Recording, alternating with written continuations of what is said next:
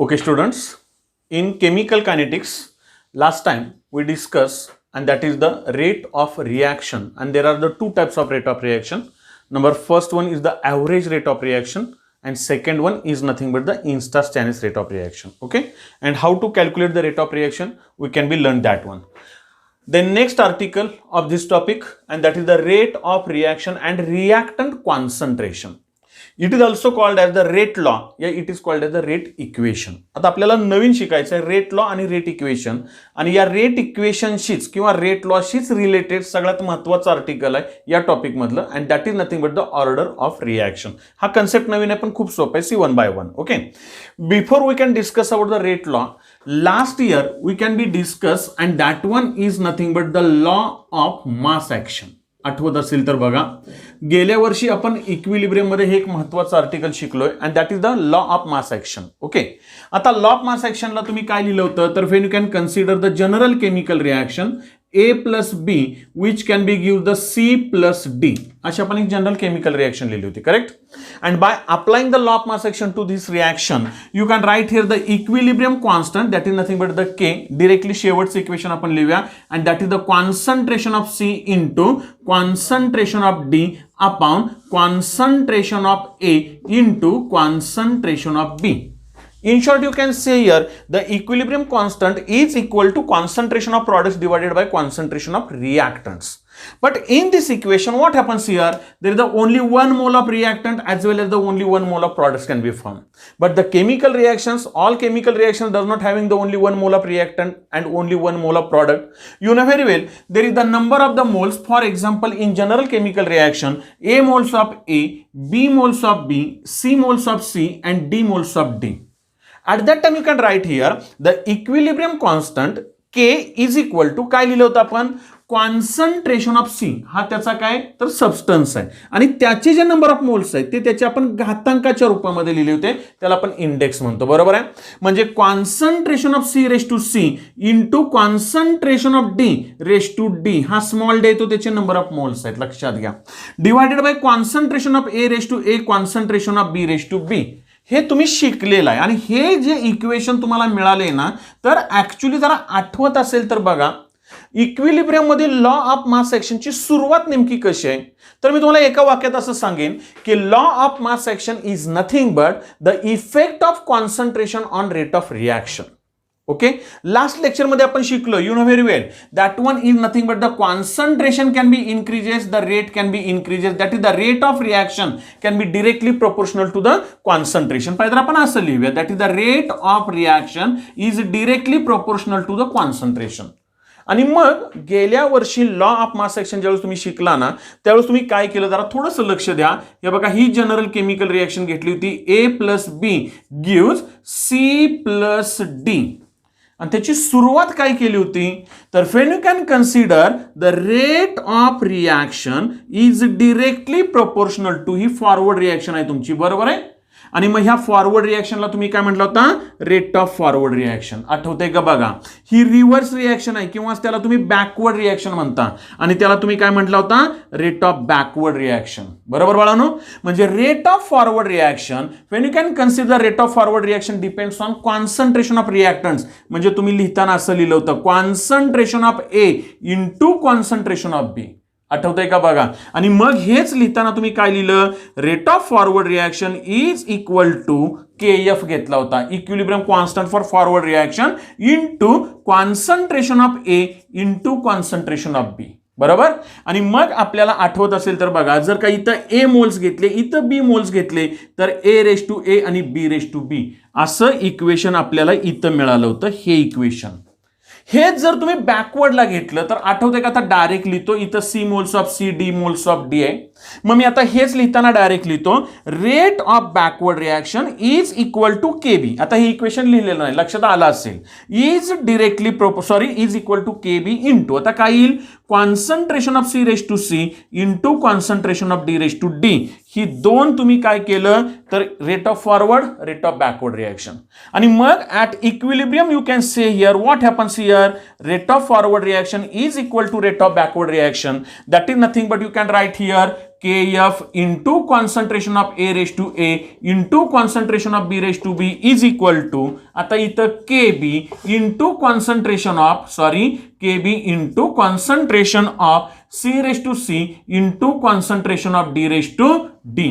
आणि हा कॉन्स्टंट इकडे घेतला, हे इकडे घेतलं की तुम्हाला इक्वेशन काय मिळालं, KF upon KB is equal to concentration of C raised to C into concentration of D raised to D upon concentration of A raised to A into concentration of B raised to B. याच्यासाठी तुम्ही हा equilibrium constant घेतला होता. This one is called as the law of mass action. लक्ष देते का बघा, see here. म्हणजे according to the law of mass action you can write here the rate of reaction is directly proportional to the concentration of reactant. आणि म्हणून आता जरा थोडासा मी याचा आधार घेतो, जरा थोडं लक्षात घ्या, समजून चला. फॉर एक्झाम्पल मी असं म्हटलं की एक रिॲक्शन मी अशी घेतली, in general reaction A plus B, okay, which can B gives the C plus D. आपण नंबर ऑफ मोल्स नंतर घेऊया. याला जर मी लॉ ऑफ मास ऍक्शन घेतला फॉरवर्ड रिॲक्शन साठी, हे तर मी काय इक्वेशन लिहिणार, रेट ऑफ फॉरवर्ड रिॲक्शन म्हणजेच रेट ऑफ रिॲक्शन. हे बघा इथं आहे, म्हणजे मी गेल्या लेक्चरला तुम्हाला सांगितलंय की rate of reaction can be depends on concentration of reactants. आठवतंय का बघा. म्हणून rate of reaction is equal to K into concentration of A into concentration of B. हे जे इक्वेशन हे लॉ ऑफ मास ऍक्शनचं इक्वेशन आहे. बघा मी काय म्हटलं ते लक्षात येत आहे. आता याचे तुम्ही A मोल्स ऑफ A आणि B मोल्स ऑफ B घेतले तर A raise to A into B raise to B हे जे इक्वेशन मिळालं ना बाळांनो, या इक्वेशनला आपण म्हटलं equation of law of mass action with respect to rate of forward reaction. इथपर्यंत आयडिया क्लिअर? ठीक आहे. आता फरक आहे जरा थोडासा लक्षात घ्या, समजून चला. फॉर एक्झाम्पल ज्या वेळेस तुम्ही रेट लॉ लिहिताय, रेट लॉ त्यालाच आपण म्हणतो रेट इक्वेशन. केमिकल कायनेटिक्स ही कशी ब्रँच आहे, तर it is a branch of a chemistry which deals with study of rate of reaction and factors affecting rate of reaction. That one is nothing but in this branch you can be studied the mechanism of that chemical reaction.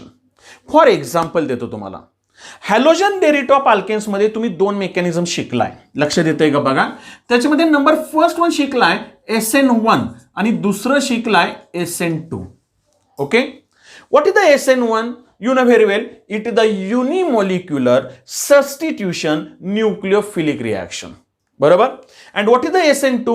It is the bimolecular substitution nucleophilic reaction. When you can study the SN1 and SN2, that is the studying the mechanism of that chemical reactions, you can write their kinetic expression. तुम्ही तिथं kinetic expression लिहिणार आहे किंवा लिहिलेलं असेल, लक्षात घ्या. What is the kinetic expression? It is nothing but the kinetics या chemical kinetics of that reaction which can be written after study the mechanism of reaction. जोपर्यंत तुम्ही त्या रिॲक्शनचं मेकॅनिझम स्टडी करत नाही तोपर्यंत तुम्हाला त्या रिॲक्शनचं कायनेटिक एक्सप्रेशन लिहिता येत नाही. हे जरा थोडंसं समजून घ्या.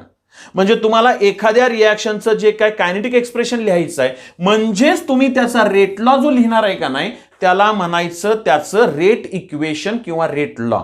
उदाहरणार्थ परत एकदा देतो, जरा थोडंसं आठवतंय का बघा. When you can study the SN2 mechanism, what I say. पहिल्यांदा मी SN2 घेतलं, लक्षात घ्या. मी काय मेकॅनिझम डिटेलमध्ये घेणार नाहीये, तुम्हाला झालेला आहे. SN2 मेकॅनिझम मध्ये रिॲक्शन कोणते आहे, तर that is the methyl bromide which can be treated with nucleophile like OH minus. It is nothing but the aqueous NaOH या aqueous KOH, you know very well. At that time what happens here? There is the formation of methyl alcohol, along with there is the formation of this Br minus nucleophile. Okay, this is the nucleophilic substitution reaction, that is the one nucleophile is replaced by another nucleophile. Br हा nucleophile आहे, त्याला बाजूला काढला OH न, म्हणून nucleophilic substitution झाली. आता हे जर SN2 आहे, म्हणजे हे तुम्ही मेकॅनिझम स्टडी केल्यावर तिथं एक इक्वेशन लिहिता, R is equal to K into concentration of methyl bromide into concentration of OH minus. ह्याला म्हणायचं त्याचं कायनेटिक एक्सप्रेशन. Point clear? म्हणजे जर जरा थोडंसं कन्फ्युजन काय होईल तुम्हाला सांगतो, की तुम्ही म्हणाल की सर हा ऍक्च्युली ह्याचा लॉ ऑफ मास ऍक्शनच झाला, का लॉ ऑफ मास ऍक्शन झाला? कारण आपण लॉ ऑफ मास ऍक्शन शिकलोय ना. Rate of reaction is equal to equilibrium constant K into काय असेल ते कॉन्सन्ट्रेशन ऑफ रिॲक्टन्स. आता याचा नंबर ऑफ मोल 1 आहे, इथं 1 आहे, नाही लिहिला चालेल. याचा 1 आहे, इथं 1 आहे, नाही लिहिला तरी चालेल. म्हणजे हे त्याचं लॉ ऑफ मास ऍक्शनचं इक्वेशन आहे. बघा मी काय म्हणतोय, पण मी असं म्हणतोय की हे त्याचं लॉ ऑफ मास ऍक्शन आहे, पण हा त्याचा रेट लॉ पण आहे. रेट लॉ त्याची डेफिनेशन अजून मी बोललो नाही, लक्षात घ्या. आता तुमच्या लक्षात येईल, suppose for example when you can study the SN1 mechanism. What is the equation for reaction for the SN1 mechanism? You know very well, tertiary butyl bromide, आठवत असेल तर बघा बाळांनो, बरोबर, which can be treated with nucleophile OH minus. त्याचं mechanism तुम्ही काय आता परत घेणार नाहीये. What happens here? There is the formation of tertiary butyl alcohol, that is the CH3C. इकडं एक CH3, या बाजूला एक CH3 आणि इकडं OH, आणि प्लस काय मिळतं तुम्हाला? Br minus.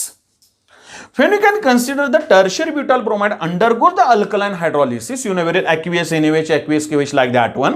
There is the formation of tertiary butyl alcohol plus you can write here NaBr or KBr. आपण फक्त न्यूक्लिओफाइल घेतलाय म्हणून Br मायनस लिहिलं, बरोबर आहे. आता या रिॲक्शनचं ज्या वेळेस तुम्ही स्टडी करता, लक्षात घ्या मेकॅनिझम, त्यावेळेस तुम्ही रेट लॉ काय लिहिता?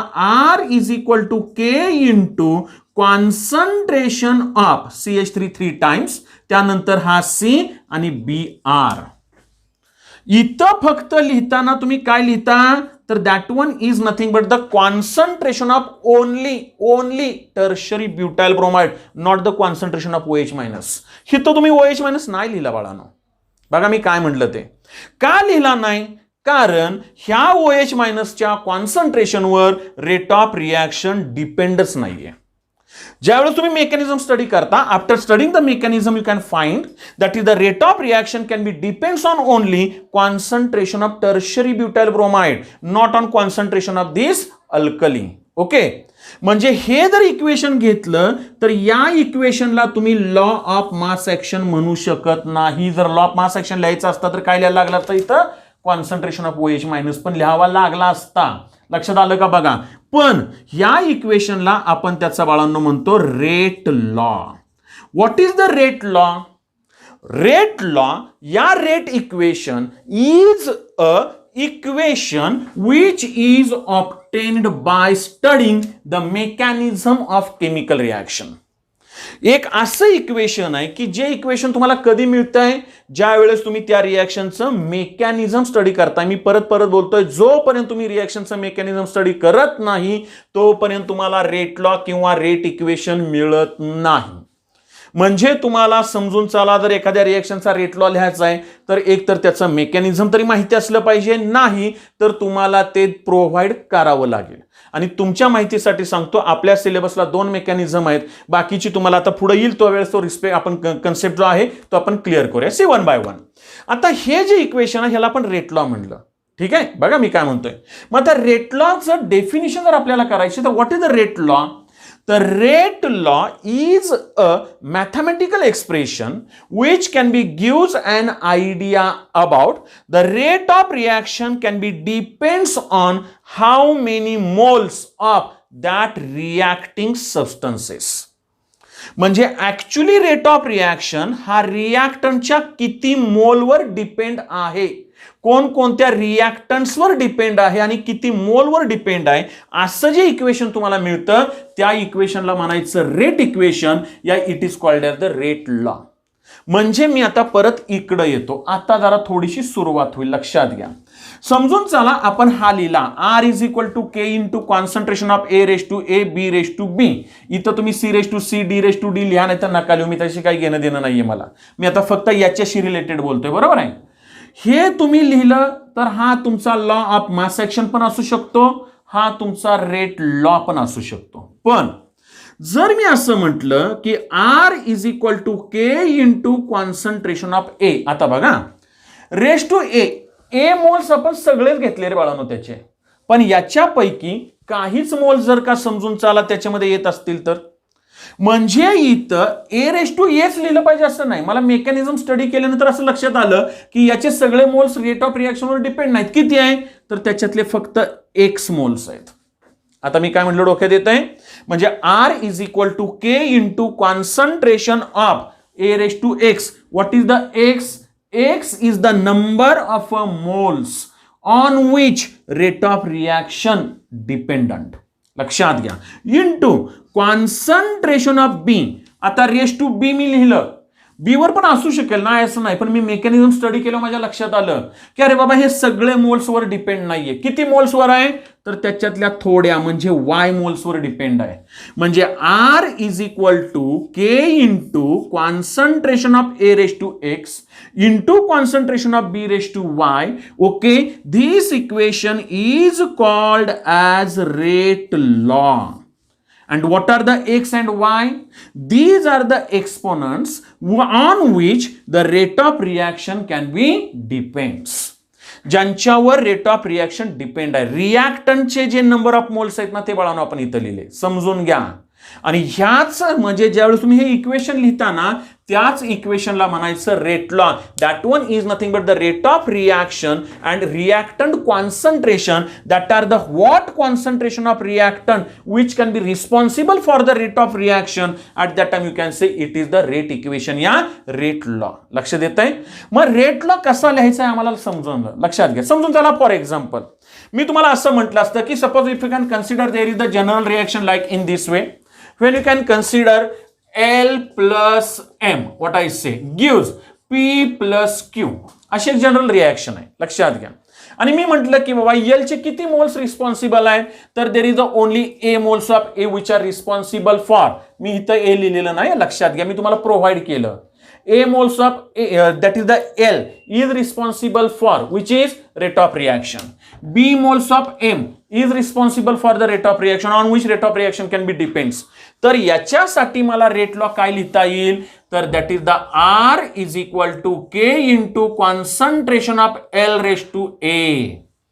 त्यांच्यावर डिपेंड आहे. Into concentration of M raise to B. कारण मला माहिती दिलेली आहे, इन्फॉर्मेशन काय दिली? तर बाबा A moles of L and B moles of M are responsible for the rate of reaction and hence you can write the rate law. म्हणजे how to write the rate law?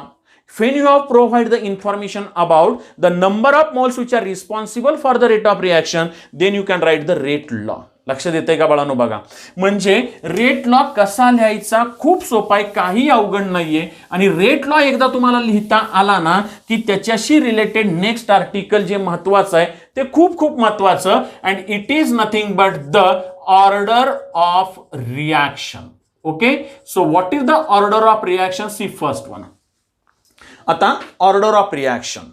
Order of reaction म्हणजे काय? तर मगाशी आपण ही general reaction लिहिली. A moles of A, B moles of B give C moles of C plus D moles of D अशी reaction लिहिली. पण याचा रेट लॉ लिहिताना का लिहिला? R is equal to K into concentration of A raise to X into concentration of B raise to Y. Okay, हा त्याचा आपण लिहिला rate law. It is the rate equation. लक्ष देतंय का? बघा, ठीक आहे. आता एक काम करा, what is the order of reaction? खरं सांगू तुम्हाला खूप सोपं आर्टिकल आहे, पण तेवढं महत्वाचं आहे, समजून घ्या. ज्या वेळेस आपण रिएक्शनचं मेकॅनिझम स्टडी करतोय, after studying the mechanism of that reaction you can write the rate law. So this one is the rate law.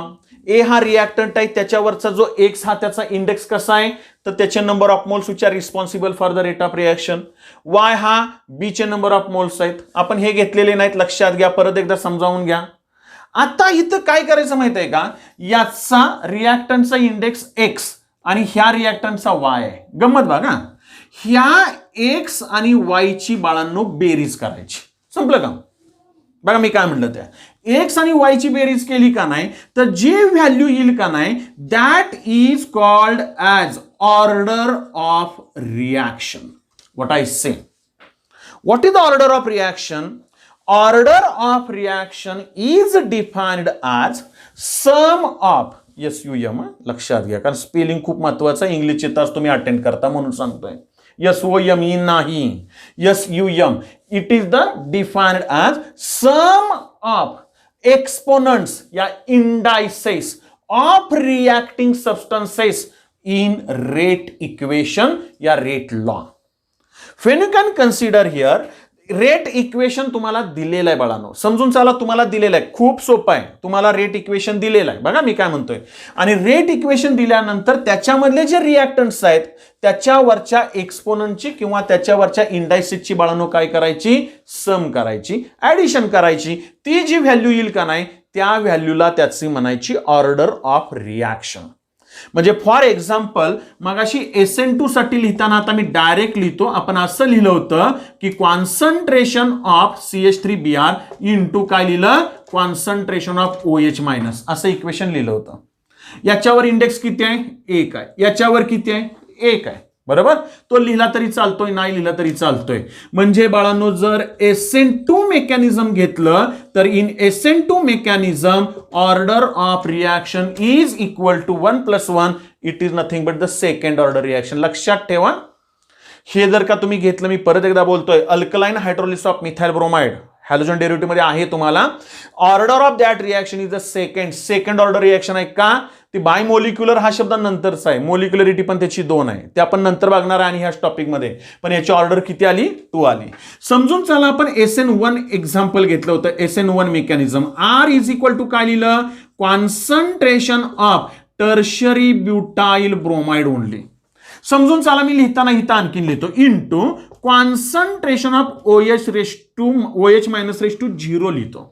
आता गंमत बघा, कारण something raise to 0 that is equal to 1, म्हणजे याच्यावर फक्त 1 आहे. हे तुम्ही लिहिलं तरी चालेल, नाही लिहिलं तरी चालेल बाळांनो. म्हणजे याची जर ऑर्डर घेतली ना SN1 ची तर इट इज ओनली 1. लक्षात आलं का बघा. म्हणजे when you can consider SN1 is the first order reaction while the SN2 mechanism is the second order reaction. Yeah, you can say here alkaline hydrolysis of tertiary butyl bromide is a first order reaction, kinetics of that one, while the alkaline hydrolysis of methyl bromide is the second order reaction. लक्षात येतंय. म्हणजे या ठिकाणी आपल्याला फक्त सुरुवातीला definition of order of reaction लक्षात आलं का बघा. What is the order of reaction, order of reaction is nothing but sum of, परत एकदा डेफिनिशन सांगतोय, sum of indices of that reacting substances in a rate law, and that is called as the order of reaction. Okay, so this order of reaction having different types. When you can consider the some reactions can having 0 order, some can be having the first order while the some having second, like that one. So what are the different types of the order of reaction? Number first one is 0 order reaction. Okay, 0 order reaction. Second one will be first order reaction, second order reaction, third order reaction, reaction with fractional order, reaction with no order, as well as pseudo order reaction. असे different types आहेत. आता याच्यामध्ये आपल्याला काय करायचं, C1 by 1 0 order reaction. आता बघा, when A is the reactant converted to the B, what I say here. आता जरा थोडंसं लक्ष द्या. आता मी काय लिहिलं, the rate of reaction is equal to K into concentration of A raised to 0. मी काय लिहिलं लक्षात आलं का बघा, R is equal to K into concentration of A raised to 0 लिहिलं. का 0 लिहिलं, तर when you can carry out this reaction, the rate of reaction does not depends on concentration of reactants. माझं स्टेटमेंट परत एकदा ऐका. When you can consider here the rate of reaction when does not depends on concentration of reactants, at that time you can say that reaction is called as the 0 order reaction. म्हणजेच R is equal to K into, खरं तर काहीच येणार नाही, पण आपण A raised to 0 लिहिलं ना, हा जर 0 आहे तर त्याची ऑर्डर झाली बाळांनो 0 ऑर्डर रिॲक्शन. पहिला पॉइंट क्लिअर, जरा समजून घ्या. आता याचा अर्थ काय आला, तर बाबांनो इथं R इज इक्वल टू काय आलं, फक्त K आलं. एक एक पॉइंट क्लिअर करत जाऊया पटपट. ठीक आहे. आता आपल्याला माहित आहे, कारण something raise to 0 is equal to 1, म्हणजे R is equal to K into 1 is nothing but the R is equal to K. What is the K, it is the equilibrium constant. What is the R, it is nothing but the rate of reaction. बघा लक्षात घ्या, this K it is also called as rate constant. It is also called as speed constant. जसं गेल्या वर्षी तुम्हाला 11वी मध्ये nuclear chemistry झालाय, आठवण करून देतो. आणि न्यूक्लिअर केमिस्ट्रीमध्ये बाळांनो तुम्ही एक लॅम्बडा शिकलाय, आठवत असेल तर बघा lambda. Lambda is called as decay constant. It is also called as rate constant. It is also called as disintegration constant. त्याचं इक्वेशन गेल्या वर्षी झालं, मी काय रिपीट करत बसत नाही, तेवढा आपल्याकडे वेळ नाहीये. पण इथं काय आलं तर K is nothing but the rate constant. आता मग सीईटीला आपल्या पुस्तकात असो नाही तर नसो, आपण फटकन शिकून टाकायचं. What is the unit for rate constant for zero order reaction. एका मार्काचा प्रश्न तयार झाला. बघा मी काय म्हणलं, आर म्हणजे कोण आहे तर rate of reaction. What is the rate of रिॲक्शनचं आपल्याला युनिट काय आहे तर it is nothing but the moles per dm cube per second. Rate of रिॲक्शनचं युनिट काय आहे moles per dm cube per second, because you know very well rate is nothing but the change in concentration divided by time. बरोबर आहे. आणि that is equal to K. मग याच्याच ऐवजी तुम्ही काय वापरलंय moles per dm cube is nothing but the molar concentration capital M. बरोबर. Molar per second is equal to K. So this one for zero order reaction the rate constant can be having the unit molar per second. मी काय म्हटलं बघा के is equal to काय आलं molar per second, हे त्याचं unit आहे. म्हणजे उदाहरणार्थ समजून चला, फॉर एक्झाम्पल तुम्हाला एखादी रिॲक्शन दिली. बघा मी काय म्हणतोय, when you can consider the reaction and that one nothing but you know very well this reaction familiar reaction N2 plus thrice H2 which can be used twice NH3. That is the preparation of ammonia by Haber process. Haber प्रोसेसमध्ये ही reaction आपल्याला झालेली आहे. Okay. आता हेच reaction मी reverse केली. बघा लक्षात घ्या, म्हणजे मी काय लिहिलं तर when you can consider here twice NH3. बघा okay, which can be used N2 plus thrice H2. That is the reverse reaction of Haber process. अमोनियाचं तुम्ही काय केलं तर ब्रेकिंग केलं, नायट्रोजन वेगळा केला, हायड्रोजन वेगळा केला. बरोबर आहे. ह्या दोघांच्या पासून अमोनिया बनवला होता. अमोनियाचं ब्रेकिंग करून आपण दोन वेगवेगळे गॅसेस केले. आता या रिॲक्शनला जर तुम्ही रेट ऑफ रिॲक्शन लिहायला गेला तर आर इज इक्वल टू काय येतं K into concentration of NH3 raise to 2 जर लिहिलं. आता गमत बघा, concentration of NH3 raise to 2 हा झाला त्याचा बाळांनो लॉ ऑफ मास ऍक्शन. मी काय म्हटलं कळलं का. पण ज्यावेळेस ह्या रिॲक्शनचं मेकॅनिझम स्टडी केलंय, तुम्हाला मेकॅनिझम स्टडी करायची गरज नाही, तुम्हाला दिलं जाईल किंवा तुम्हाला माहिती सांगितली जाईल किंवा डायरेक्ट हे देतात. बघा याच्यावर कॉन्सन्ट्रेशन ऑफ अमोनियावर याचा रेट डिपेंडच नाहीये, म्हणजे NH3 रेस टू काय आलं मला सांगा 0. आता जर तुम्ही हिथं घेतलं तर आर इज इक्वल टू काय आलं के. म्हणजे झिरो ऑर्डर रिॲक्शन जर घेतली बाळांनो तर इथं त्याच्यावर रेट डिपेंड नाहीये. This is the very good example for the zero order reaction. लक्षात राहिलं ठेवा, नाही राहिला हरकत नाही, पण झिरो ऑर्डर रिॲक्शन म्हणजे नेमकं काय हे आपल्याला कळलं पाहिजे. लक्षात येतंय का बघा.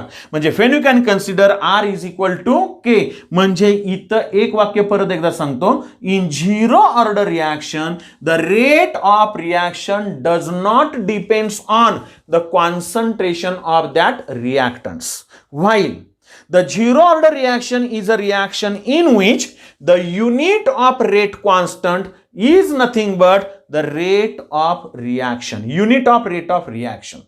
मी परत बोलतो, हे छोटे छोटे पॉइंट्स असतात, नोट डाऊन करत चला की जेणेकरून तुमच्या लक्षात येईल. म्हणजे रेट ऑफ रिॲक्शनचं युनिट कोणाला लागू पडतं, कोणत्या रेट कॉन्स्टंट लागू पडतं तर बरोबर झिरो ऑर्डर रिॲक्शनला लागू पडतं. कळालं. तसं झिरो ऑर्डर सारख्या आणखीन ऑर्डर आहेत त्या आपण नेक्स्ट लेक्चरला क्लिअर करूया. Thank you very much.